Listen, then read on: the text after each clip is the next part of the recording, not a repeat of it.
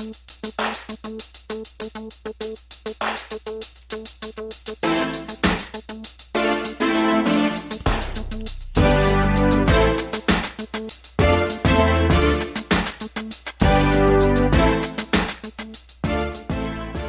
and welcome to the Black Entrepreneur Blueprint Show.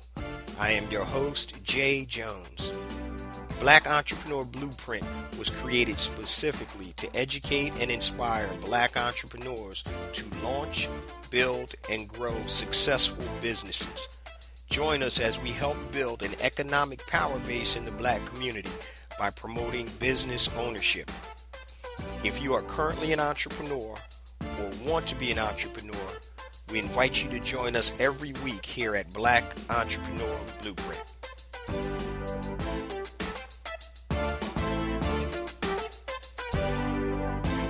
Welcome to the Black Entrepreneur Blueprint, episode number 205. I'm your host, Jay Jones, and today we have another outstanding and informative show for you. Today's show topic is the Black Entrepreneur Resolution. The Black Entrepreneur Resolution. But before we get to today's show, I just want to give you a few updates. Update number one, if you hear some noise in the background, please accept my apologies. I'm having some work done in the house, and I thought they would have been done by the time I recorded this episode. Update number two, I just want to give all the BEB family members a reminder. My new book is out, A New Black Wall Street. You can go to www.anewblackwallstreet.com, pick yourself up a copy for $14.95 plus shipping and handling. And the full title of the book is A New Black Wall Street, Circulating the Black Dollar Worldwide by Building Successful E-Commerce Businesses. 12 steps to six figures in 12 months part-time. Now, even if you do not want to start an e-commerce business, you can still purchase the book. And here's why. What I'm talking about in this book is really creating a new worldwide Black economy where we're producing and consuming, thereby circulating dollars in our own community, which we then can use to benefit our people. So please go to anewblackwallstreet.com, pick yourself up a copy, and also pick one up for a loved one, family, or friend. And last but certainly not least, I want to say happy belated Father's Day to all the fathers out there. I hope you had a blessed and wonderful day on Sunday with your children and your family. And just a note also, I know sometimes it's tough being a father, especially a Black father. We're in a system that's specifically set up to oppress our people. And so we're fighting the world. Our job is to be able to provide and protect our family and also to set those principles that our children live by. So there's an old saying that says, I can show you better than I can tell you. So it's one thing to tell your kids to do certain things, but the children will model you. So show them as opposed to just telling them. And once again, I salute all you fathers out there. We're much needed. Don't you ever undervalue yourselves. Your children need you. Your spouse needs you. Your partner needs you. So please continue to hang in there. And I know it gets tough sometimes, but you're needed and you're loved and you're respected. So please continue to keep doing what you guys are doing. Now, on to today's episode, the Black Entrepreneur Resolution. Now, you're probably saying to yourself, what the heck is that? So I'm going to tell you. The Black Entrepreneur Resolution is actually a one-page chapter in my new book, A New Black Wall Street.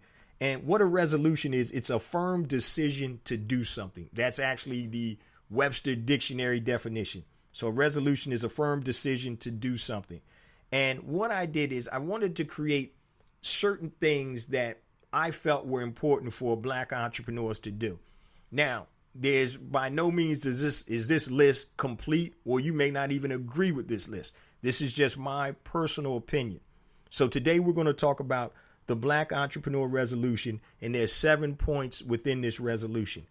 And the first one is, I pledge to use my talents, skills, and gifts to bet on myself and start my own successful business or businesses. I'll repeat that. I pledge to use my talents, skills, and gifts to bet on myself and start my own successful business or businesses. Now, who better to bet on than yourself, right? If you don't have faith in yourself, then who is going to have faith in you? And I know, having worked in corporate America, That's not betting on yourself. That's betting on a company or somebody else to pay you. And I've been there and I've done that. So if you're in that situation, hey, it is what it is. But if you want to transition out of employee to entrepreneur, then, there are ways to do that. So you got all type of ways. If you listen to this podcast and if you do some research, there are all types of ways to make money. But you want to use your talent, skills, and your gifts to benefit who? You. When you're working for somebody else, all of those gifts that you have and talents, they're benefiting somebody else's dream. Why not bet on yourself and benefit your own dream? So don't undervalue and marginalize your talent and skill. And I say this all the time. If you are gainfully employed by somebody else, that means you have something that is valuable. You have a skill. And what they're doing is they're taking your skill and they're arbitraging your skill and paying you less from what they're receiving or what they deem the value of your talent or skill is. So they're buying low, selling high. So they're getting you for X amount of dollars when really your value is higher than that. So why not bet on yourself? I don't care if you sweep floors for a living, if you buff floors, whatever you do, that is a talent. If you're getting paid for that, that means that you can do that same skill for yourself as opposed to doing it for somebody else. So don't ever undervalue or marginalize your skill sets or your talents. So resolution number 1, I pledge to use my talent, skills, and gifts to bet on myself and start my own successful business or businesses. Resolution number 2, I pledge to create a business that has a positive impact on my people. I choose to sell life, not death. I promise that I will not sell anything to my people that is harmful or detrimental to their mental, physical, or spiritual well-being. Let me repeat number 2. I pledge to create a business that has a positive impact on my people. I choose to sell life, not death. I promise that I will not sell anything to my people that is harmful or detrimental to their mental, physical, or spiritual well-being. So some of the things that may be considered death could be tobacco, it could be alcohol, drugs, things of that nature that can physically harm you. Now, also selling death could be some of the videos out here now that some of these artists have out there. They have women, misogynistic views on women, sexist views on women. All women in video don't have to be, shaking their butt and showing everything they got. That's detrimental. All right. So anything that's detrimental to our mental, physical, or spiritual well-being. And I'll talk directly out of my own household. My stepbrother was one of the largest drug dealers in the Northeast and ended up doing a 12-year bid. And I used to tell him all the time, I'm like, dude, what are you doing? You don't even need to do this. You're a smart dude. But he decided to use his talents and gifts to hurt other people. And I say this all the time, and I'm speaking, like I said, same thing I'm saying on this air is the same thing I told my stepbrother. I said, you're the most selfish person that I know, because you don't care what you do to somebody else's children or family as long as you line in your pockets. And to me, you're selling death. Nothing that you're selling here is positive for our community. But you're so selfish that you don't care what it does because it's lining your pockets. You're getting paid. And to me, that's horrible. And I don't know if I'm stepping on anybody's toes, but it don't matter. All right. There's other ways to get out. And I know sometimes people think this is the only way I can do it. It's a thing called choice. And as a drug dealer or somebody that's selling death, I don't care what it is. If you're in the drug game, I'm going to tell you, my stepbrother was smart as hell. He's still smart as hell. He knew accounts receivable. Somebody didn't pay him. Guess what? He going to go see him, right? He knows marketing, got distribution, product, all of that. That's a business person. The problem was he was using it for evil as opposed to good. And one of the things is about that game is it's fast money. So he could create a business and he's not going to, I'm just making this up, selling T-shirts, and he's not going to make that type of money that fast. So a lot of time it's fast money, but it's short money. I'd rather the slow money and long money than the fast and short money. Plus, I'm not trying to sit down for 12 years in the federal pen. So once again, number 2, I pledge to create a business that has a positive impact on my people. I choose to sell life, not death. I promise that I will not sell anything to my people that is harmful or detrimental to their mental, physical, or spiritual well-being. You know, the power in life and death, they said, is in the tongue. You know, it's also in your actions. So please make sure as an entrepreneur, you're selling life and not death. Resolution number 3, I pledge to make a conscious decision to buy black and circulate dollars in our community to help enrich and stimulate our economy. I pledge to make a conscious decision to buy black and circulate dollars in our community to help enrich and stimulate our community. Now, in 2018, we're estimated to be able to bring in $1.2 trillion in the black community just in the U.S. black economy. So it's valued at $1.2 trillion with a T. The problem is none of that money, or very little bit of that money, is circulating in our community. So, and I used this example before, you work for a job and you get paid direct deposit. So you go to work Friday morning, your money is in there 7, 8 o'clock in the morning, right? You get off work 5 o'clock, you go to the bar, you stop by, get a couple of drinks, hang out, happy hour. Then you go to the mall or whatever. And before 12 hours has elapsed, you spent every dollar that came out of your pocket probably went to go to another ethnicity. You know, it could have been the Chinese food place that you stopped in after work. You went to the mall, went to Macy's, you know, and some of these other stores. All of that money that we're spending is going to enrich other communities. So we need to make a concerted and conscious effort to spend money with our own people so that money can circulate. Who do you think cares more about you? Another brother or sister or somebody else in their own community? Yeah, that brother and sister care more about you because they are you. They understand what we're going through. And yeah, they're good and bad people in every race, color, and creed. I get that. But the deal is this: every other ethnicity does this but us. And we're wondering why we're falling behind or are behind in the wealth gap. Because we don't start businesses, and the people that start businesses, the other consumers don't support those businesses.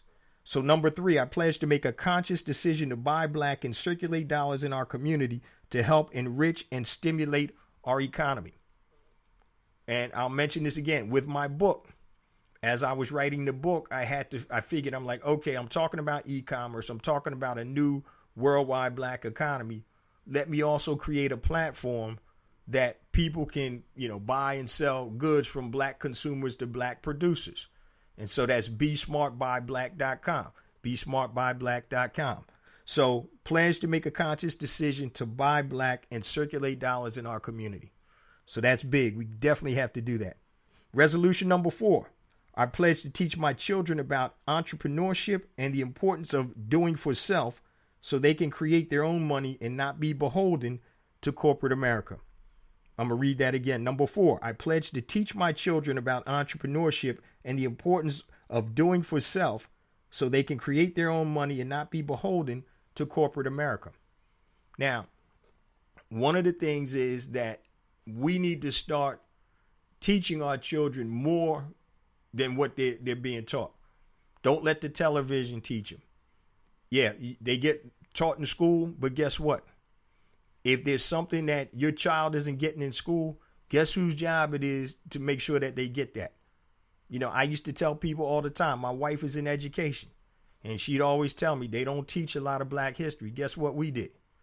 Went out, bought books, talked about it, read to our children, gave them a sense of value that I'm not depending on somebody else, okay, to teach them about things that they need to know, that they need to navigate this new world that we're in. So teach your children about entrepreneurship. If you're an entrepreneur, sit down and talk to your child or children. Ask them, let them ask you questions. Take them to work with you. That way they can see. Once again, you're modeling for them. And I've told this story many a time, but I will tell it again for the people that haven't heard it. So when my girls they're about little over 3 years apart, they were either 11 and 8, 12 and 9, something like that, around the age where they started to want more expensive clothing, like the UGG boots and all types of stuff. So we had a conversation, and I was like, hey, you guys get your allowance, but, we can do some other things to help you earn money. And so what I did was I contacted, we have a minor league baseball team not far from the city. And I contacted them and I said, I want to come in and talk to you to see if I can sell water ice at the stadium. And what water ice is, for anybody outside of Philadelphia, most people call it Italian ice, but we call it water ice. And so they were like, yeah, come on in. So we went in and they were like, yeah, we love to have, water ice at the stadium. Now, this minor league team had 82 games a year, 41 home and 41 away. So this was a large commitment considering I had my own business and I had to commit to this. So what I did was I went out and I bought a cart. It was called a cold cart. And what that is you would plug it in overnight. You ever seen those carts that have a big umbrella? Almost looks like a hot dog cart, but it's a cold cart. You plug it in overnight and then you could unplug it and it would stay cold for 24 hours. So you could have that out at the stadium pretty much all night selling. So we had to get in early because we had to set up, and then we'd leave late cleaning up after the game. So the first year, we did over $20-something thousand. Second year, over 35, and the third year was over $50,000. Now, the crazy thing was that the deal was this. I spent $7,000 for the cart, which was an investment. So out of the proceeds, after everybody else got paid, I got 50% of what was left, and my girls got 25 and 25. So they got, their 25% each. And what I taught them was half of what you earn, you need to put away for savings. And the other half, you can kind of play around and do what you want. Not something stupid. You're not buying anything real crazy. But it gave them a sense of independence because they work and earn that money. And one of the things is I used to let them count the money at night so they could get a feel for it. So certain nights, if we had a real big night and we did $2,000-$3,000 and they're counting that out at the ages of 12 and 9, that's like millions of dollars to them. But it let them know that, hey, this was created out of thin air. It was a phone call. Then I had to go out and buy the cart. But I wanted to teach them to let them see. And like I said, I can show you better than I can tell you. Now, this is how things happen as an entrepreneur. We were doing so well at this stadium. The concession management company also handled the stadium down in D.C. for the D.C. United Major Soccer League team, which played in RFK Stadium. And so they were like, hey, do you guys want to put a cart there? I'm like, oh, man, this is more work. But I said, okay. So I bought another cart, shipped that down, took it down to D.C. And on the weekends, they would have D.C. United games. And sometimes they'd have like these, I forgot what they're called, but they're not World Cup games, but you'll have international teams to come down there. And I mean, on certain Saturdays, we do $4,000 or $5,000, just selling water ice. It would be crazy. And so what I did was I allowed them to see firsthand what you can do if you have a little gumption and you take the initiative to get something done. There was no ad in the paper that said, oh, yeah, we need water ice at the stadium. It was just a matter of, I said, what's something easy that we can sell that it's not too technical? And scooping water ice is about the easiest thing it is. It's like scooping ice cream. So, we got the cart wrapped. The cart was AJ's world famous water ice. My son's name is Aaron. And if you hadn't heard that story, I lost him at 17 months old to a brain tumor, cancerous brain tumor. And so, and I talked about earlier about it's not just about the money. So 10% of our proceeds went to go to the National Children's Cancer Society. So we used to have a thing where you ring the bell. So the kids would come up and they would go get their water ice. And we had this bell and a little hammer, a mallet, and they ring the bell, ding, ding, ding. And he rang the bell for the National Children's Cancer Society. And it did two things. Number one, people wanted to know what the hell was that bell noise over there. And it kind of attracted people over there. But number two, we were doing it not just to make money, but also to be able to help a cause. And so that's why I'm saying money is there. It's a tool. You need it. Go get that bag. but also remember there's things greater than that. So once again, pledge number 4, I pledge to teach my children about entrepreneurship and the importance of doing for self so they can create their own money and not be beholden to corporate America or somebody else. So teach them while they're young. Teach them it could be something as simple as a t-shirt business. That actually was my kid's first business, which was a little silly t-shirt business that really didn't do too much, but it was fun with the process, trying to get the logo and all of that good stuff. But it taught them. So definitely teach your children entrepreneurship, to be self-sufficient and do for self. Resolution number 5. I pledge to mentor at least one young black entrepreneur and help them to become successful. I'll repeat that. Number 5. I pledge to mentor at least one young black entrepreneur and help them become successful. I'm big on mentorship. And once again, you don't have to be a rocket scientist, or you don't have to know it all. As long as you're 3 steps, 5 steps, 10 steps, 20 steps ahead of somebody behind you, you can be a mentor because you've experienced and you know more than they know. Now, when I started this podcast in September of 2014, so we're on episode 205, so 205 weeks ago, about almost 4 years. One of my mentors was a Mr. George Curry. And George Curry is a very well-known, well-respected black journalist. And he actually started or worked on Emerge magazine, founded by Bob Johnson of BET Bob Johnson, billionaire Bob Johnson. And what I did when I was getting ready to start this podcast, I didn't know exactly what it was going to be, but I reached out to him because he was in this organization, the NNPA, National Newspapers Publishers Association, which is an association for all the black newspapers in the country. And so he would write stories for him, just like the Associated Press. You could pick up a story from AP and put it in your paper. He used to craft and write stories for the NNPA. And so very well respected. He was a former professor, and his offices were right down in Howard University. So what I did was I called him up, and I was just rapping with him, telling him what my idea was. And he was like, young man, come on down and we're going to talk. Man didn't know me from a can of paint. I went down there, oh man, and he proceeded to blow my mind. He was giving me so many different ideas. He was actually making me think critically about what I was doing. How was I going to monetize it? Do I want to monetize it? How are you going to get people there? So, I mean, and God rest his soul, he passed away suddenly a little over a year ago. And I was supposed to meet him like 2 weeks from that time that he passed away. But this is a gentleman that took me under his wing, gave me contacts that I would have never had before, didn't know me from Adam, and showed me that love and mentorship. And I respect that. I loved him for that.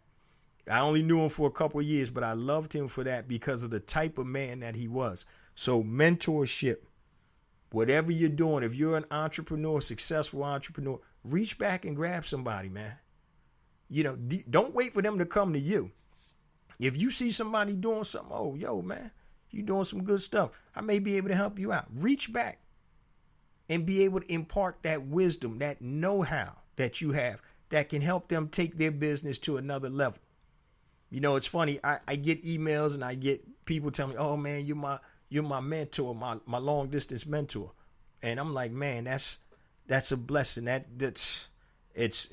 don't even know how to feel about that, because I'm just the dude out here that's doing it and you know, failed a lot of times. And, you know, God willing, I've been successful too. So I always try to reach back and help people. So you can, man, I wish you guys could see my emails and stuff. So people like, yo, I just want to talk to you. Hey, man, I'm going to make the time to talk to you. You know, it may not be right away because I'm ripping and running, but I strongly believe in mentorship, you know, helping out those behind us. So we definitely have to make sure we do that. That was number 5. Resolution number 6. I pledge to hire people from my community and give them an opportunity for gainful employment and advancement. I'll reread that. I pledge to hire people from my community and give them an opportunity for gainful employment and advancement. Now, even if you don't have employees as an entrepreneur, if you outsource some of your work, so it could be your website design, it could be graphic arts, it could be article writing, whatever it is, try to focus and search for somebody, of color. Why give that money that you're going to spend anyway to somebody else? Make sure, obviously, that they do good job, do good work, they're reputable, and give that money to them. Why not? Why wouldn't you? All right, so entrepreneurs, make yourself visible. Make yourself visible. So number 6, I pledge to hire people from my community and give them an opportunity for gainful employment and advancement. And here's another one of my pet peeves.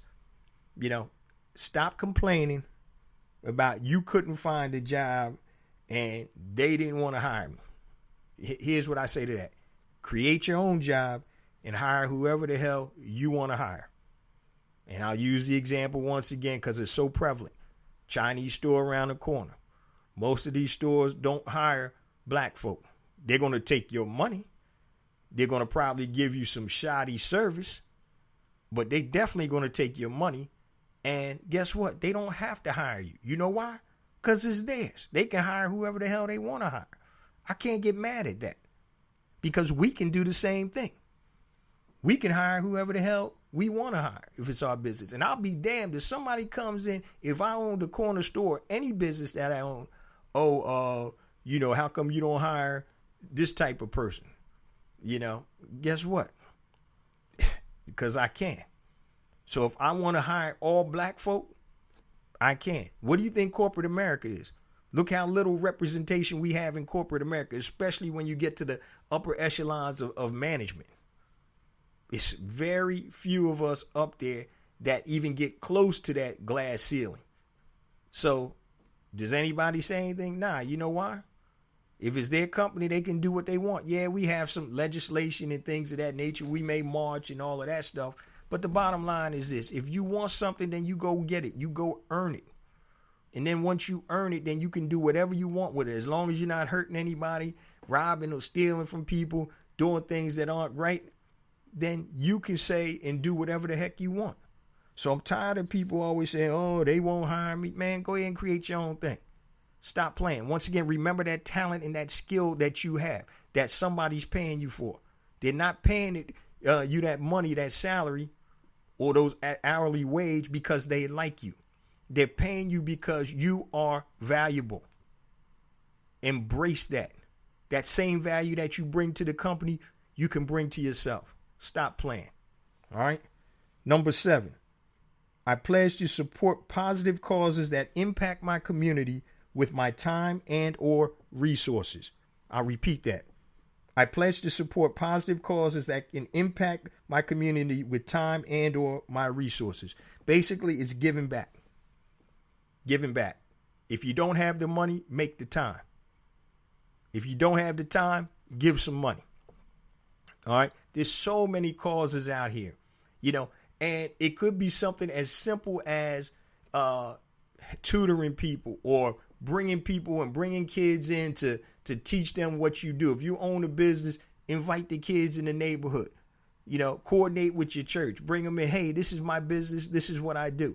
This might be something that you may need to look at or want to look at when you get older. Exposure. Support your community. Do things that impact your community positively.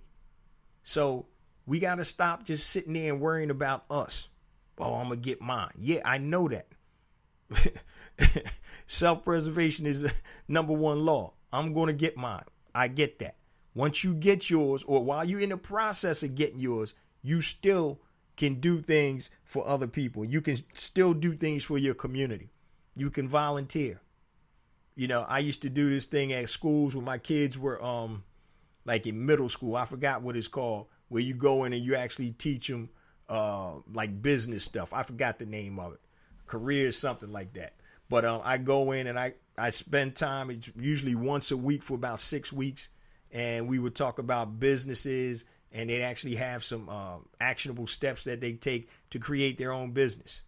And so that's the type of stuff that we need to do to impact others. Because once again, guys, we don't live in a vacuum by ourselves. Everything that we do, we impact others.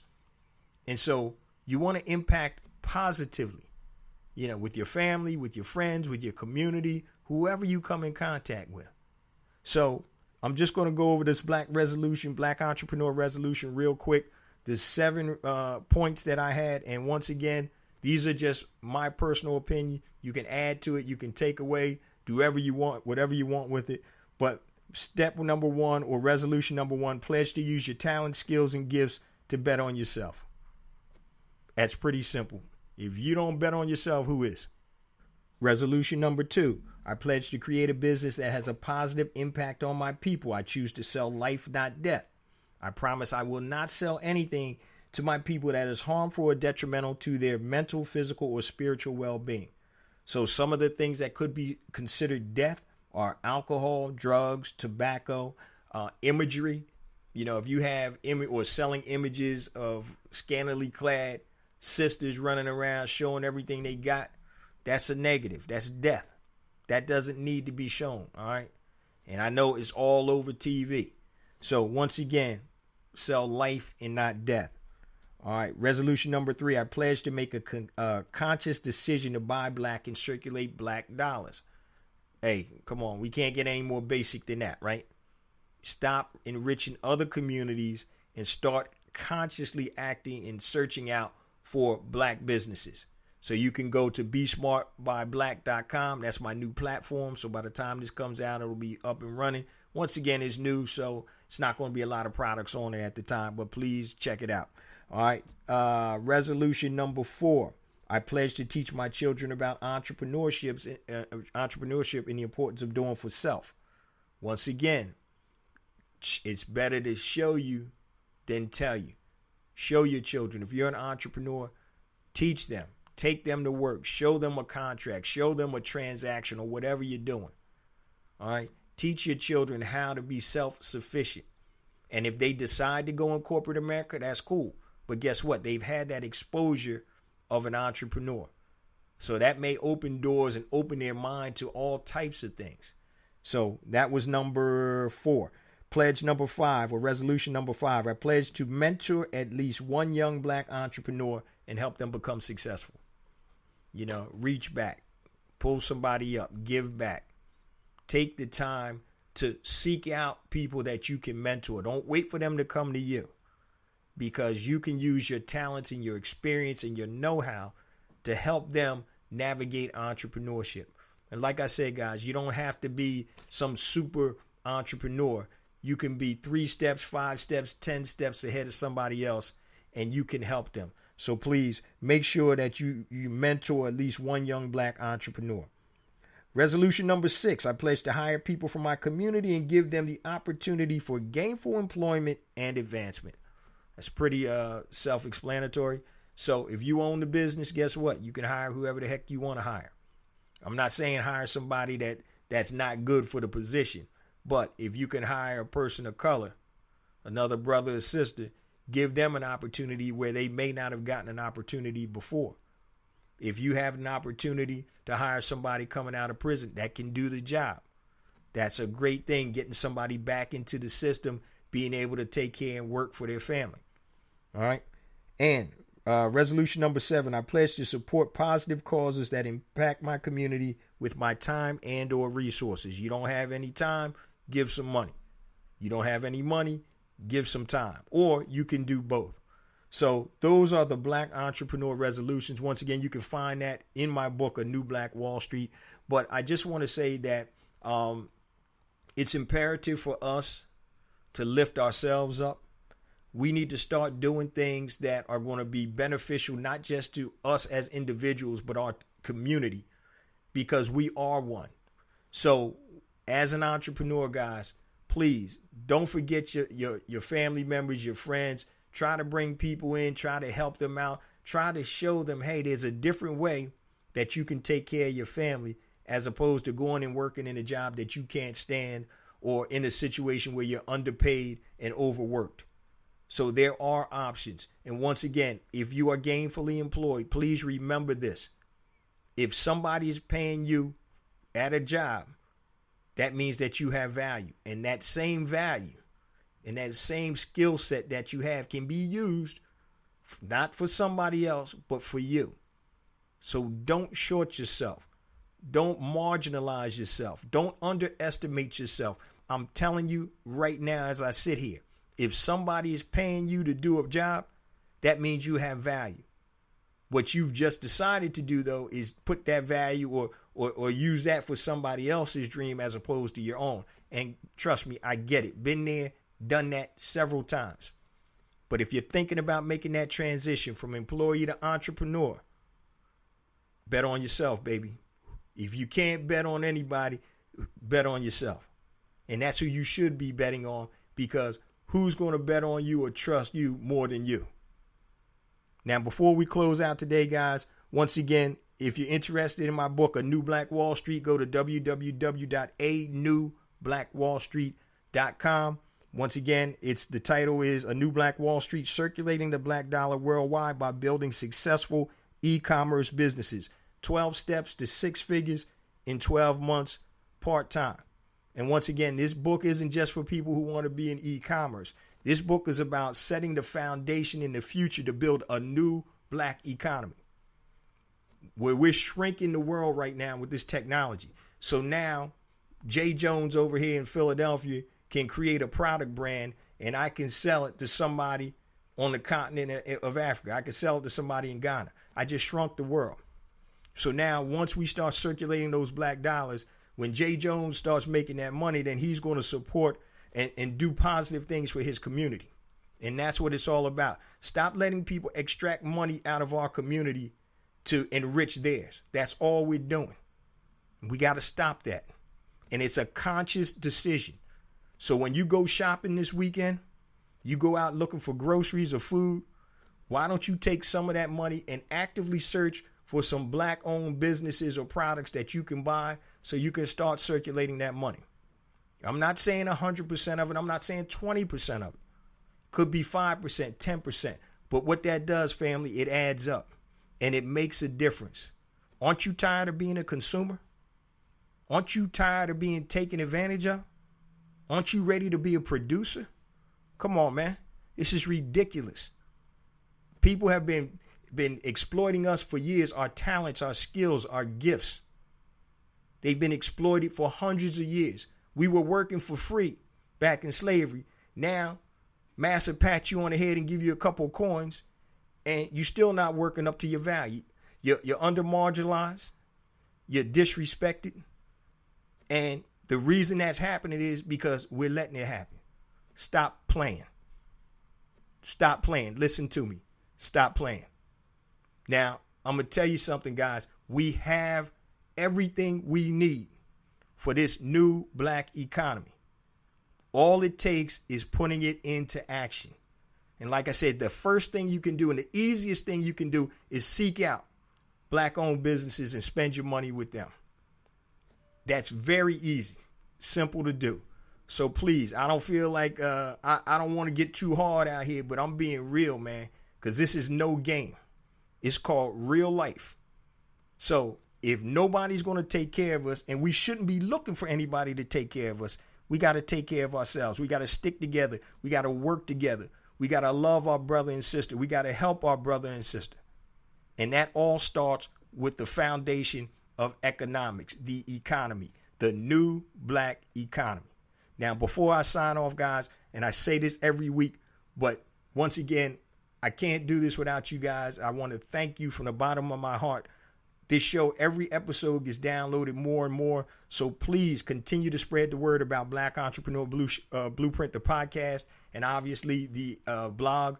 Please share that, social media, word of mouth, smoke signals. I don't care how you do it. Please continue to spread the word so we can get this good word out there. If you need to connect with me directly, if it's something long, hit me on my email, jjones@blackentrepreneurblueprint.com, JAYJONES @blackentrepreneurblueprint.com, Facebook, Black Entrepreneur Blueprint, Twitter, JJones001, Instagram, JJones for real, JAYJONES, the number 4, REAL. YouTube, please subscribe to my YouTube channel. Go to YouTube, type in Black Entrepreneur Blueprint, subscribe there. I have different content than I do on the podcast. Now, yes, the podcast is uploaded every week on the YouTube, but I have additional content. And also, if you want to be included in the BEB text line for notifications and reminders about special events, please text BEB to 555-888. BEB to 555-888. Once again, guys, I love you, and I'll see you same time next week. Peace.